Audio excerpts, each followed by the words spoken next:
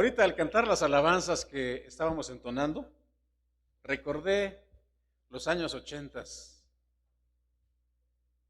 Para la gloria de Dios, yo llegué en agosto de 1981 a la iglesia, Jesús el Buen Pastor, que era Monte de los Olivos. Posteriormente, mi hermano Ricardo Chávez llegó. Eso. Y les digo algo, hermanos. Bueno, es una bendición cantarle a Dios. No es el mensaje, todavía. Más quiero decirles esto porque me nace del alma, como dicen los muchachos, los banda, me nace de la coracha el decir esto. En Monte de los Olivos de Guadalupe Chalma, hoy Jesús el Buen Pastor, le estábamos pidiendo al Señor por un guitarrista, escuche lo que estoy diciendo, porque cantábamos a capela, con pandero, con el pastor, mi hermano José Guadalupe Torres, presbítero, pues era un hermano todo pundonor, todo trabajo, pero la cantada y la tocada de guitarra no era su fuerte. Y el hermano le daban, como dicen los que saben, unos escobazos.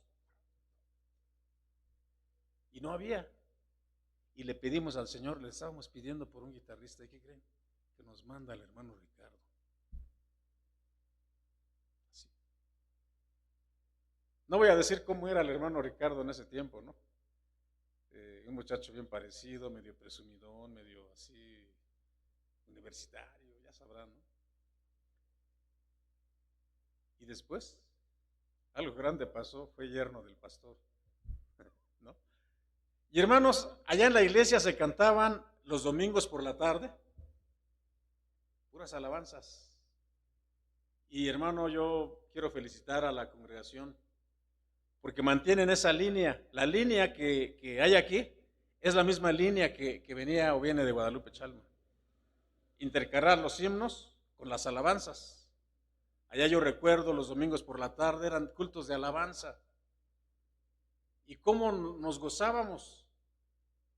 Estábamos pasando por pruebas, o sea, toda la iglesia, pero había un gozo tal que todo eso se olvidaba. Yo recuerdo, por ejemplo, Apocalipsis 15, ¿sí? La cadena de estribillos.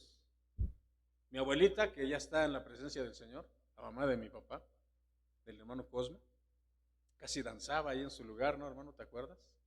Pero lo disfrutaba la viejita. Y hermanos, pues nada más es una remembranza de lo que ocurre con la alabanza. Hay una cosa, alguien decía, cuando cantemos a Dios, cantemos con gozo, con alegría. No sabemos cuándo vamos a testificarle a alguien que esté escuchando, alguien que esté deprimido y que escuche una alabanza y el Señor le habla a través de la alabanza misma. Eso es importante. Por eso me acordé, hermano, cuando decía su nombre, ¿te acuerdas de Manuelito, el hijo de la hermana Eva? Chavito, ¿cómo se dice, mijo? ¡Amén! Eso. Y cuando el chavito no gritaba fuerte, la hermana siempre, ¿cómo se dice? ¡Amén! Me acordé de eso, hermano. Bueno, gracias a Dios porque nos permite alabarle. Hermanos, voy a pedirles que busquemos en la palabra de Dios ahí, en donde leímos la lectura bíblica en Habacuc, capítulo 2, verso 4. Le voy a dar lectura, ustedes sigan con su vista, por favor. He aquí que aquel cuya alma no es recta se enorgullece, mas el justo por su fe vivirá. Me traslado a Romanos capítulo 1, verso 17. Porque en el Evangelio la justicia de Dios se revela por fe y para fe, como está escrito en Habacuc, mas el justo por la fe vivirá. Y me traslado más adelante todavía, y leo Hebreos capítulo 11, verso 1. Es pues la fe la certeza de lo que se espera, la convicción de lo que no se ve. Oremos.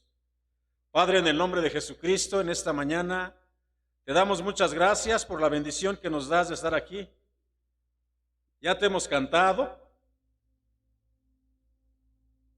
ya hemos dicho nuestro sentir a través de la oración, a través de la alabanza. Ahora, Señor de los cielos, te suplicamos porque tú nos hables, porque tú hables a nuestro corazón en esta mañana. Que sea la voz audible de tu Espíritu Santo hablando a nuestro ser según la necesidad de cada uno, Señor.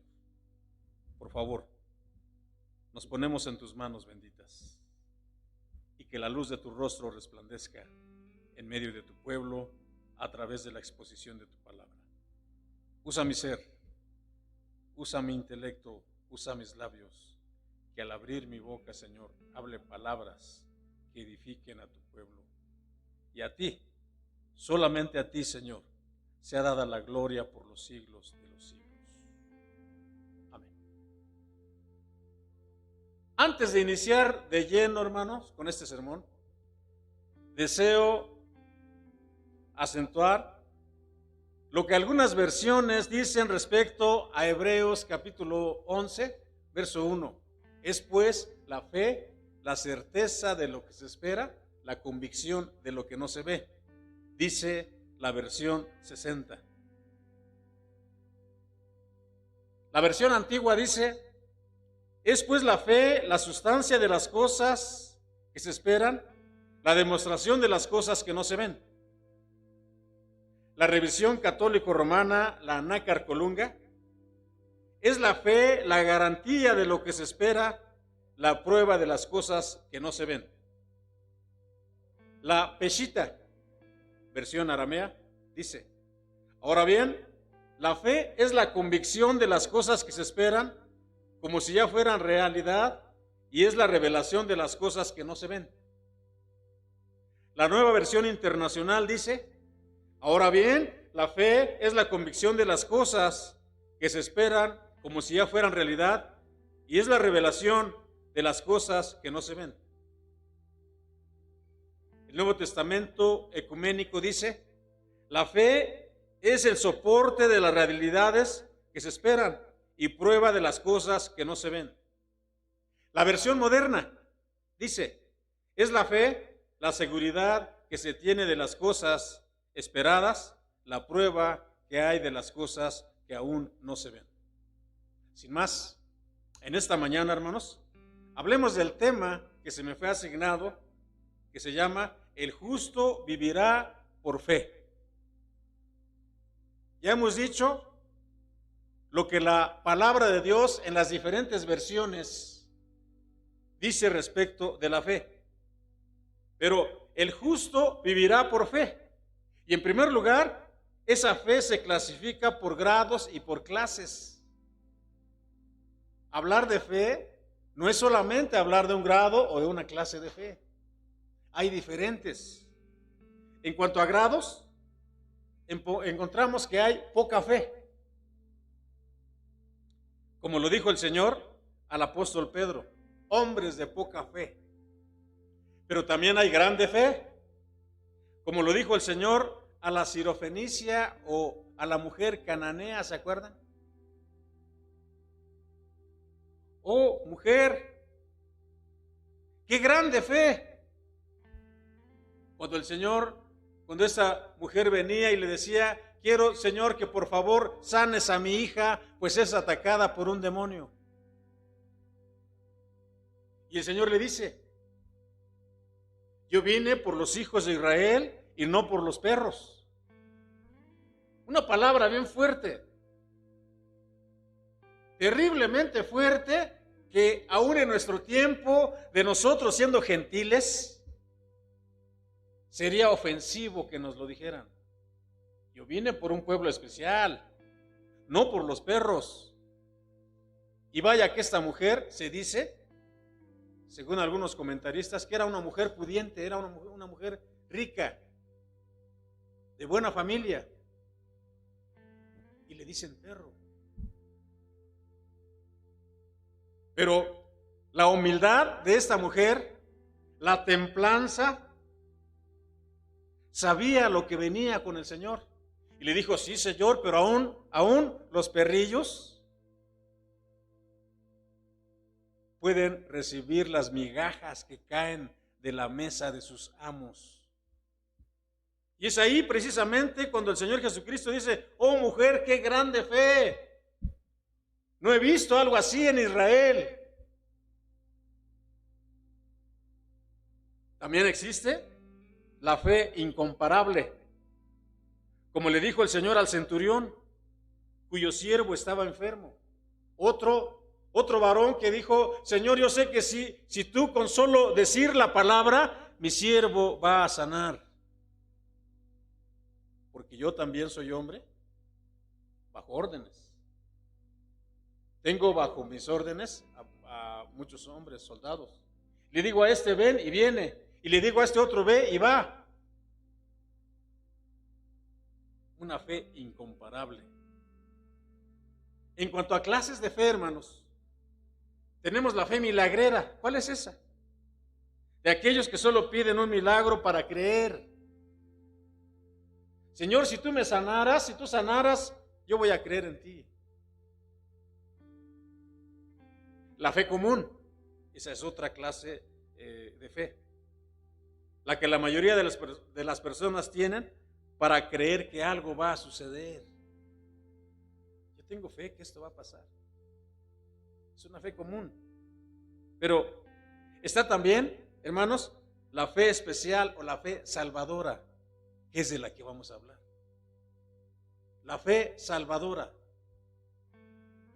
que es la que tenemos por gracia los cristianos, o debemos tener por gracia los cristianos. El objetivo del apóstol, o sea, del escritor sagrado, en esta parte, es probar que lo que había dicho era cierto, que la paciencia es necesaria. Y citó el testimonio de Habacuc, el cual afirma, el justo vive por la fe, o el justo vive por fe. Y ahora demuestra lo que faltaba por probar, que la fe no puede separarse de la paciencia, más de lo que podría separarse de sí misma, pues el profeta declara que el justo vive por la fe. Y eso nosotros lo vemos en la palabra, desde tiempos antiquísimos. ¿Con quién? Con el padre de la fe, precisamente, con Abraham. Cuando el Señor se le aparece en Ur de los Caldeos, era la tierra de Abraham, y le dice, vete de tu casa y de tu parentela a la tierra que yo te mostraré. ¿A dónde? Él no preguntó, ¿a dónde, Señor? Y se fue, dice la Escritura, dice Hebreos capítulo 11, cuando habla de Moisés, y se fue sin saber a dónde iba. Le creyó a Dios por fe. Una cosa importante, hermanos, que siempre he dicho, que hagamos una diferencia.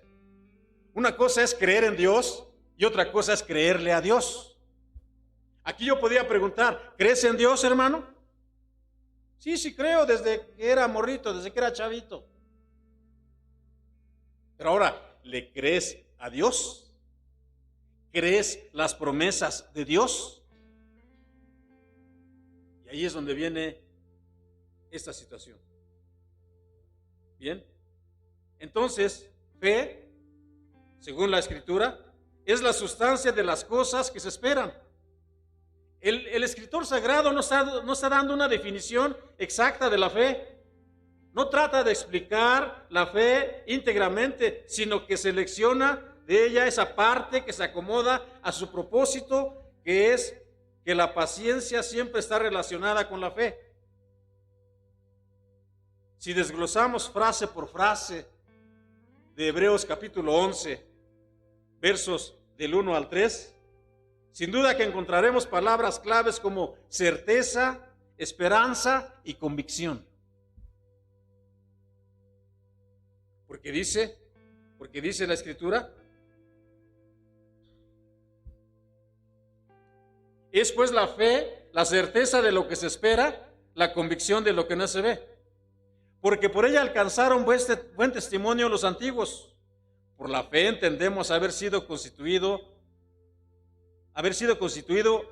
el universo por la palabra de Dios, de modo que lo que se ve fue hecho de lo que no se veía. Sea la luz, y fue la luz, y vio Dios que era bueno.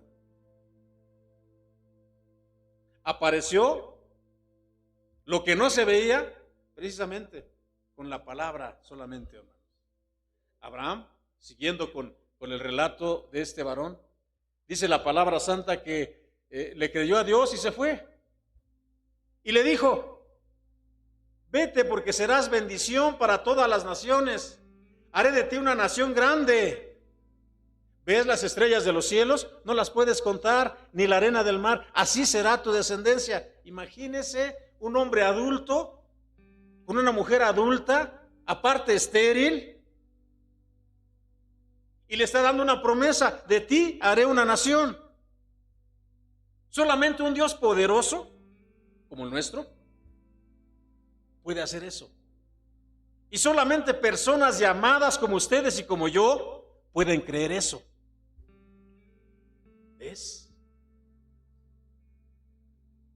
Y se va. Como dice la palabra santa respecto de Elías, era hombre sujeto a pasiones semejantes a las nuestras. También en un momento dado tenía depresiones en la vida.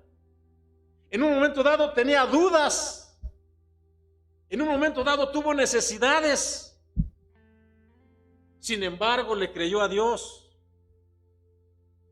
Una cosa en la narración bíblica respecto a Abraham que me impacta poderosamente, así como el de la mujer sirofenicia,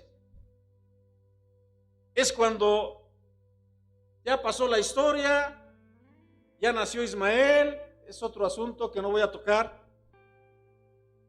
Ya nació Isaac. Isaac tiene 12 años. Y el Señor le dice: Abraham, heme aquí, Señor. Sigue. Sacrifícame a tu hijo, a tu único hijo, el hijo de la promesa. Sacrifícamelo en el monte. ¿Qué harías tú, hermano? Estamos hablando de no solamente creer en Dios, sino de creerle a Dios. Y humanamente hablando, el primer pensamiento que viniera o vendría a nuestra vida sería: oye, Señor, ¿qué te pasa? Primero me lo das y me dices que yo voy a hacer bendición a todas las naciones, y ahora me pides a mi único hijo, el hijo de la promesa, que yo te lo sacrifique. ¿Cómo es posible eso? No, ¿qué crees que no, Señor? No puedo. Nunca dijo eso. Nunca rehusó, nunca se negó a ofrecer a su propio hijo en sacrificio. Y la historia, usted ya se la sabe. Y se van los dos, padre e hijo. Cuando llega el momento del sacrificio, ahí está, ya lo tiene ahí, encima de la leña, y listo para abrirlo. Y se escucha la voz: detente, he probado tu fe. Hermanos, lo que estoy diciendo es que la paciencia y la fe van ligaditos, van entrelazados. Abraham tuvo fe y supo esperar. Un hombre de 100 años, pidiéndosele también que se circuncidara para que fuera parte del pueblo de Dios, y si no, sería un incircunciso e inmundo. Un hombre que, teniendo a una mujer estéril, que 25 años atrás o tiempo atrás le había dicho: allégate a mi sirvienta para que nazca el hijo de la promesa. Fíjense, como diciendo: hay que darle una ayudadita a Dios, porque nosotros ya estamos viejos, ya no podemos concebir, yo no puedo dar a luz. ¿Nota la duda? Por eso dije, era sujeto a pasiones semejantes a las nuestras. Sin embargo, la certeza, la esperanza y esa convicción de fe de lo que no se ve va a aparecer. Porque el justo vivirá por fe. Quise tomar la parte de Romanos capítulo 1, verso 17, porque permítanme decirles que con motivo de la reforma que vino en el siglo XVI, Martín Lutero, un monje agustino, allá en el monasterio donde estaba internado, por curiosidad, porque los curas no permitían que se leyera la Escritura, y por curiosidad abre la palabra de Dios en Romanos capítulo 1, versos, lo que le impactó fue esto, el verso 17. El justo por la fe vivirá. Por eso es que una de las 5 solas es la sola fide, la sola fe. Porque es parte de la reforma. Cuando el hombre pecador, cuando no teníamos la fe salvadora, cuando no teníamos nada, porque estábamos sin Dios, sin Cristo, sin esperanza. ¿Qué vida eterna ni qué nada? No sé qué es eso. Pero cuando viene la bendición y empezamos a entender la palabra de Dios, así como la entendió Calvino, como la entendió Lutero, decíamos que se nos promete vida eterna, pero dichas promesas se hacen a los muertos. Se nos asegura una radiante resurrección, pero todavía estamos en podredumbre, podridos. Como dice el Salmo 113, Él nos sacó del estiércol, del muladar, para sentarnos después entre los príncipes de su pueblo por pura gracia, y es lo que vamos a ver a continuación. La gracia de Dios manifestada a unos pecadores. Somos declarados justos y sin embargo el pecado mora en nosotros. Justificados pues por la fe, dice Romanos 5:1. Tenemos paz para con Dios por medio de nuestro Señor Jesucristo. Justificados pues por la fe. Tenemos paz para con Dios por medio de nuestro Señor Jesucristo. Se nos dice dichosos y no obstante estamos aún entre muchas aflicciones, etcétera, decía Calvino. Esto es lo que algunos escritores llaman el ya, pero el todavía no. El ya por fe, pero el todavía no, porque no ha sucedido. Porque estamos esperando la promesa. Porque estamos esperando eso. Lo que también la iglesia del primer siglo, los apóstoles y todos los discípulos del primer siglo, cuando el Señor se fue, ¿qué les dijo? Me voy, pero no los dejaré huérfanos. Enviaré a vosotros el Consolador, Él los guiará a toda verdad. Y en el día del Pentecostés, en Hechos capítulo 2, se cumple esa promesa que lo dijo o lo dio un Dios verdadero, un Dios que tiene palabra, un Dios que es veraz. Ese es nuestro Dios. Y nos insta entonces a que pensemos y creamos en esa fe salvadora. Podemos afirmar entonces que por eso dice la versión antigua, sustancia de las cosas que todavía son objeto de esperanza. Tenemos la evidencia o convicción por la fe de lo que Dios prometió, cosas que aún no vemos. Él las cumplirá, dice el versículo 3 de Hebreos capítulo 11. Así como nosotros esperamos, así los antiguos esperaron. Por eso fueron probados porque le creyeron a Dios y a sus promesas. Y siguiendo con el gran Abraham, siguiendo con el padre de la fe, aunque repito, era humano y tenía fallas, tal vez en algún momento de la vida empezó a dudar. Cuando su mujer le decía, Dios tarda, nosotros ya estamos viejos, ya no es normal que tengamos hijos. Y tal vez dudó, tal vez dijo, mujer, creo que tienes razón.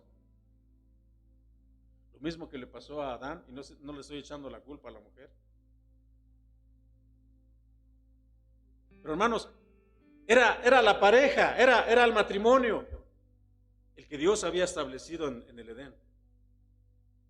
Y esto nos lleva al tercer punto de nuestro mensaje, que es: el justo vivirá por la fe. Esa fe abrió la puerta también a los gentiles. Ya no fue solamente para los judíos, ya no fue solamente para el pueblo escogido, sino que se abrió.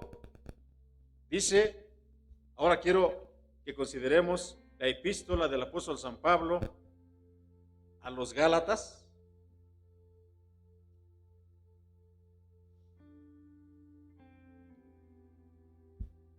En el capítulo 3, versos del 6 al 8. Y le voy a pedir a un hermano de este lado, o una hermana, al que lo tenga ya, que le dé lectura. Gálatas 3, del 6 al 8, por favor.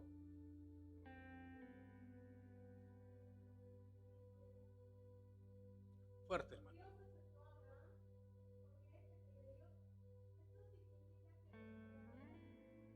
En el 3, versículos 6 al 8, hermana.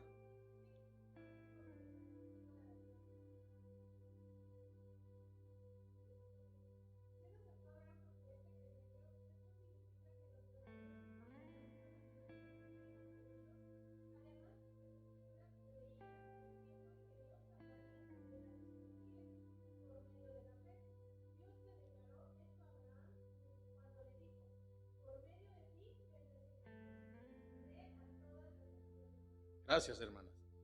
Ahora la versión 60 dice, así Abraham creyó a Dios y le fue contado por justicia.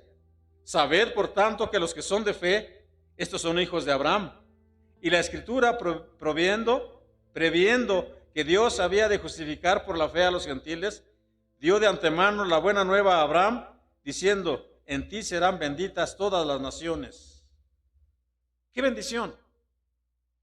En este pasaje, hermanos, se sublimiza la supremacía de la gracia de Dios. Otra vez, que ha de ser recibida por la fe del hombre arrepentido. ¿Cómo se va a manifestar la gracia de Dios en el pecador?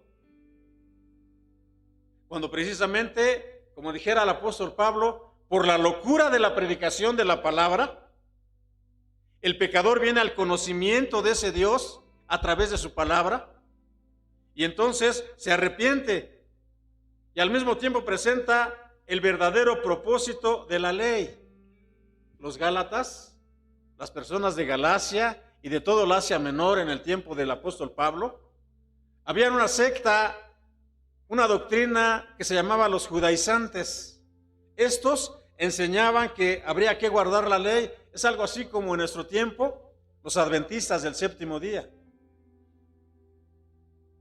Y decían, es que hay que guardar la ley para ser salvo. Cumple la ley y serás salvo. Ahora, ¿la ley es mala? En toda la epístola del apóstol Pablo a los romanos habla precisamente acerca de esto, y en esta epístola a los Gálatas de la misma manera, la cual no es mala, porque fue nuestro ayo para llevarnos a Cristo, para ser justificados por la fe. Dice el versículo 24 del capítulo 3, de manera que la ley ha sido nuestro ayo para llevarnos a Cristo, a fin de que fuésemos justificados por la fe. A ver, los 10 mandamientos, la ley, ¿no? ¿Qué nos dice? Uno de esos mandamientos, ¿qué dice? que he de amar a mi prójimo. No hurtarás, no dirás falso testimonio, etcétera. A través de la ley conocimos que todo lo que dice estábamos infringiendo. ¿Sí me explico? Entonces fue nuestro ayo o nuestro conducto para llevarnos a Dios, para darnos a entender que éramos pecadores, que no podíamos guardar la ley porque nadie la puede guardar. Por eso fue que apareció la gracia. Y en Romanos capítulo 6, 1, dice la palabra de Dios: ¿qué pues diremos? ¿Seguiremos pecando para que la gracia abunde? Y la respuesta es: de ninguna manera, porque los que hemos muerto al pecado, ¿cómo viviremos aún en él? Que cuando abundó el pecado, sobreabundó la gracia de Dios por medio de la fe, por medio de voluntariamente creí. Escuché el mensaje de salvación a través de Jesucristo y creí. ¿Cómo viene la fe? ¿Cómo dice la Escritura? ¿Cómo viene la fe? La fe viene por el oír la palabra de Dios. No podemos ir a un lugar y decir: véndame medio kilo de fe. No podemos decir: es que este hombre o esta mujer tiene mucha fe. ¿Dónde la conseguiste? La fe viene por el oír la palabra de Dios. Entonces el Señor nos va dando entendimiento, vamos aprendiendo. Por eso hemos dicho que la palabra de Dios es viva y eficaz y más cortante que toda espada de dos filos, que penetra hasta partir el alma y las coyunturas y discierne todos los pensamientos del hombre. Así como lo dice el Salmo 139. ¿A dónde huiré de tu presencia, Señor?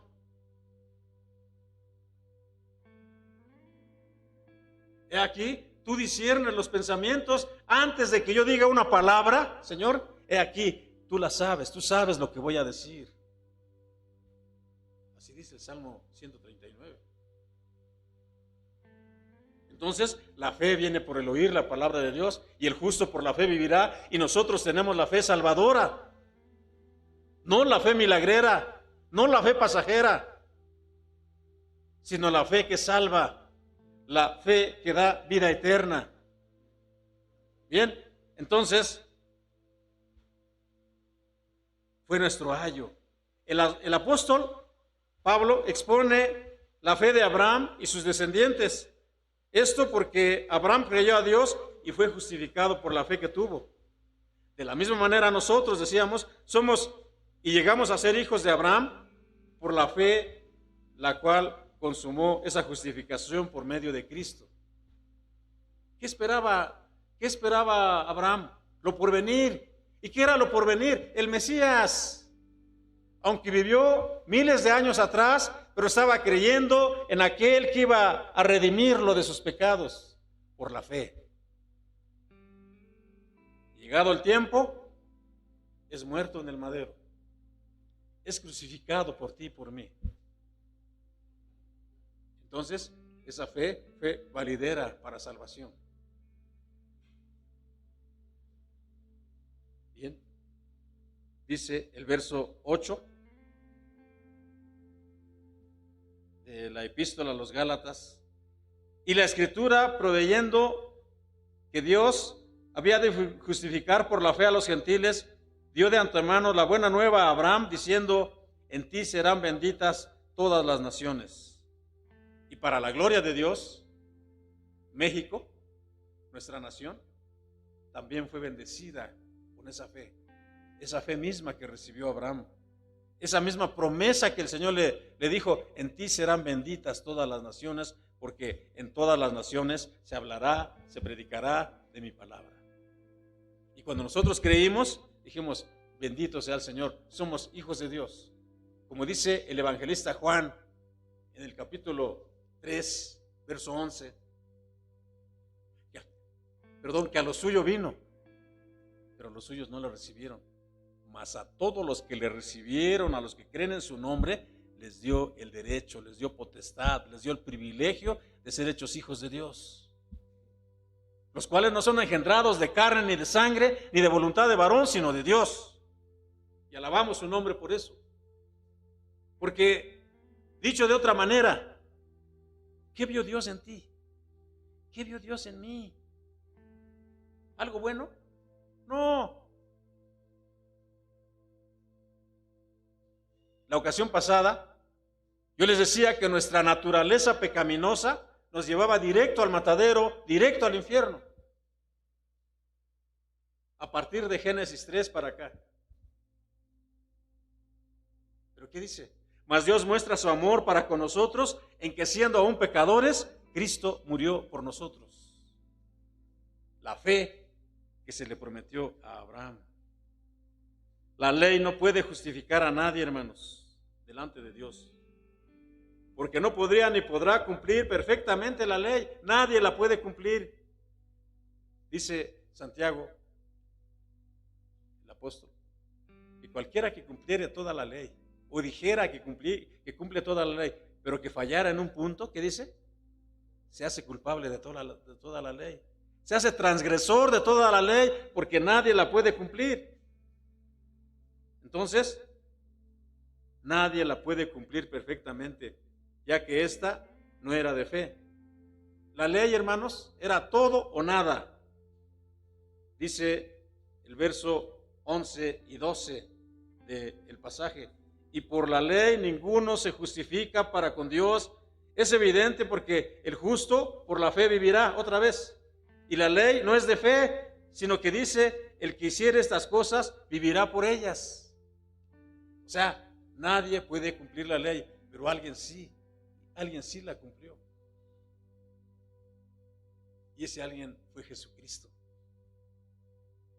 De tal manera entonces, que yo no lo puedo hacer, pero hubo alguien que sí lo hizo. Por eso el himnólogo, precisamente en Navidad, es un canto de Navidad, hubo quien por mis culpas muriera en la cruz, de Semana Santa, ¿no? Aunque indigno y vil como soy, porque Él sí cumplió toda la ley, tentado pero sin pecado. Cristo nos redimió de la maldición de la ley, porque solo Él cumplió todo, y fue maldito por causa nuestra, al ser colgado en un madero. ¿Dónde dice eso? En Deuteronomio capítulo 21, verso 23, que cualquiera que fuere colgado en un madero es maldito, es maldición. Y por nosotros, por ti y por mí, fue maldición. Derramó hasta la última gota de su sangre por causa de nuestros pecados, por causa de ti y de mí y de todos los que nos están escuchando. Concluimos esta parte diciendo que alcanzamos la bendición de ser parte de este pueblo que se le prometió a Abraham, en primer lugar. Y en segundo, la otra bendición es que tenemos al Espíritu Santo con nosotros. Dice el verso 14, para que en Cristo Jesús la bendición de Abraham alcanzase a los gentiles, a fin de que por la fe recibiésemos la promesa del Espíritu. Por medio de la fe, lo que les decía, el Señor Jesús se fue y les dijo, no los dejaré solos. Hay ese diálogo que tiene con sus discípulos en el capítulo 6 de Juan, cuando les dice, saben ustedes a dónde voy y saben el camino. Y hubo uno por ahí que dijo, muéstranos el camino y nos basta, Señor, para creer. ¿Se acuerdan? Y ahí el Señor le pudo haber dicho, hombre de poca fe, hablando de la fe. Pero le contesta en el versículo 6, yo soy el camino, la verdad y la vida, y nadie viene al Padre sino por mí. Entonces, hermanos, se le prometió a Abraham esa promesa. Ahora pues, quiero concluir en esta mañana. Estamos hablando de fe, por un lado, y de incredulidad, por otro lado. La incredulidad, hermanos, fue lo que se manifestó en el pueblo de Israel cuando estaban a punto de entrar, de poseer la tierra de Canaán, la tierra prometida, ¿se acuerdan? Pero fueron incrédulos. Fueron incrédulos. Ya era de ellos, por decreto divino, hablando de creerle a Dios. Dios les había dicho: entren y posean la tierra que fluye leche y miel.